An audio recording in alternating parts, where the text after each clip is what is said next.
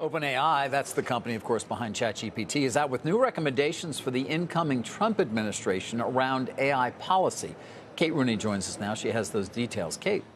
Hey, David, good morning. So this is a policy blueprint, they're calling it, from OpenAI a week before the Trump administration takes office. It includes recommendations for lawmakers, and the gist of it is geopolitics, arguing the U.S. needs to invest in AI infrastructure to beat China. OpenAI's head of policy, Chris Lehane, says there's an estimated $175 billion from global funds ready to invest in AI infrastructure. Says if the U.S. doesn't attract that cash, it'll flow to China-backed projects, strengthening the CCP's global influence. Here's what Lehane told me from D.C. this morning.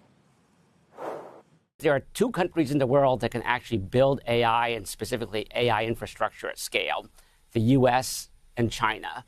And so for the U.S., the question is, do we want to make sure that we're attracting that money here to the U.S. as opposed to seeing it go potentially to China? And so huge economic opportunity because of what this can do in terms of the economic development in different parts of the country, but also huge national security implications. He calls it a race that the U.S. absolutely has to win, says chips, data, and energy, as well as talent, are going to be key to winning. There is a line in this blueprint about models being trained with neutral political values as the default, trying to counter the woke AI criticism out there. Also asked him about whether Elon Musk, who's been rival of OpenAI, and Mark Zuckerberg, who has gotten a lot more outspoken, would support the effort. He says anyone who wants to see the U.S. win over China and wants democratic AI, as he called it, to win over authoritarians, would support something like this. I also asked him quickly about Mark Zuckerberg's more outspoken stance lately, especially on Joe Rogan over the weekend. In Silicon Valley, there is, an interest and desire for folks to be authentically themselves.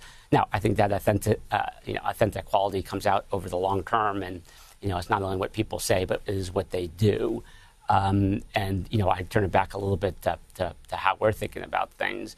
The blueprint speaks to how we are thinking about the world, and then ultimately what we want to do to help move the world forward. We did also learn that CEO of OpenAI, Sam Altman, is going to be in D.C. at the end of the month, previewing what this technology can do for lawmakers. Guys, back to you.